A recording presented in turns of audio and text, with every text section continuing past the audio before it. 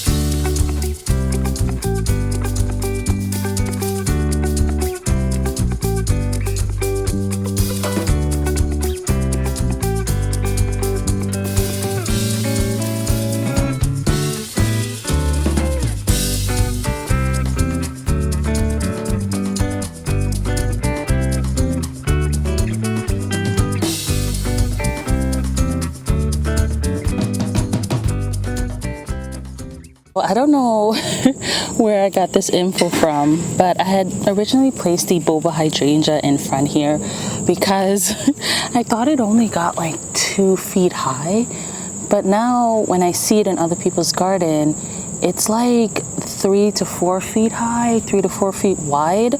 So I do still want it to be a centerpiece here.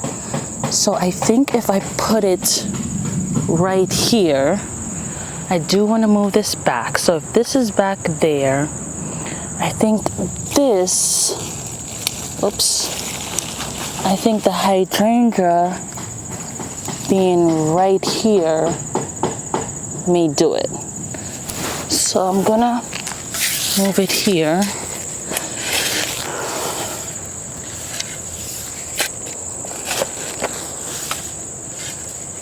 So I just want it to be kind of the corner piece of this bed.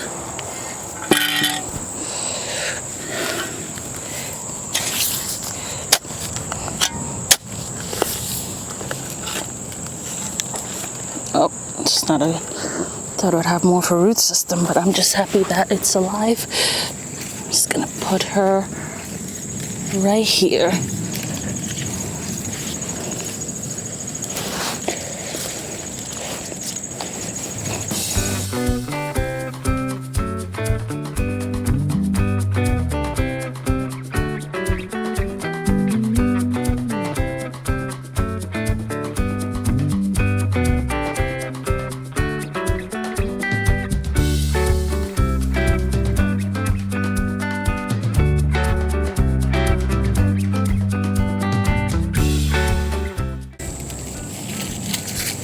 Look at this.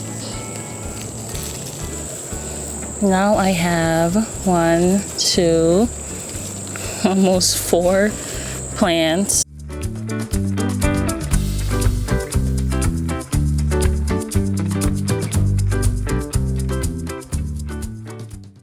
So for this area, I do think it's a little bit too much going on. A blueberry back here. We have the Sweet William just going all the way across. We have a yarrow here, a yarrow there, a big black-eyed Susan here, and then we have the marigold in front. I do think I'm gonna have to edit this space just a bit. It's just a little bit too crowded. The marigold in the front here is a little bit too high. I would like the front rows to be a little bit lower. I'm just, you know, kind of getting the sizing of a lot of these. Now, I even think there's like a salvia might be in this bed as well. It's just a little bit too much. We're going to be moving to this bed that needs the most work right now. The calendulas need to come out. There's one blueberry back there that probably died from suffocation. The salvias just went crazy. And then we have the artichoke here. We have some artichokes back here too. I think I finally figured out where I'm gonna put artichokes, like their final location. So they're not going to, I think I might leave this one, but the other two here and the ones in that front bed up there, I'm going to move that as well. So for right now, let's just try to just clean this up.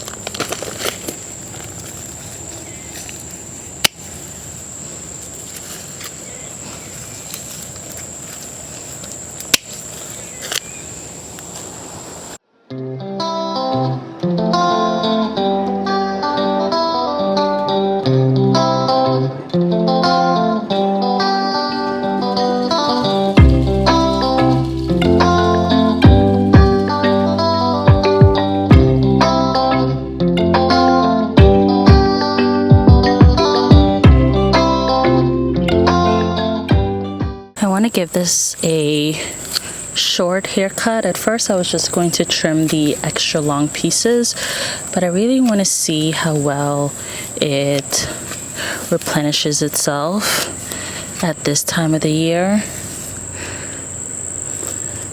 So I'm going to be cutting it about 3 to 4 inches from the base.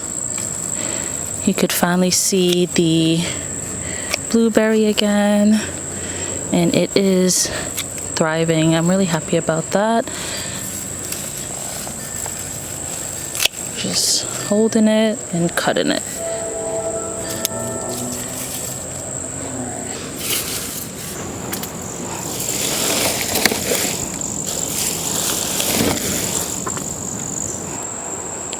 So this is what the area is now looking like. Looks pretty terrible. I'm still undecided if I want to just pull out those zinnias, and I have some plants that I plan to put in some of these bare spots. So maybe at that point I'll decide what I want to do with this. I do definitely need to move those artichokes. They just are a little bit too overbearing. You can see the leaves, they just flop all over the place, and they're pretty broad. So I think they need their own space. I'm going to also move these gladiolus and move this pole further back to that middle point. As you saw, I was able to separate the echinacea. I was able to get 2 for each side. And then the blueberries now have some room to breed.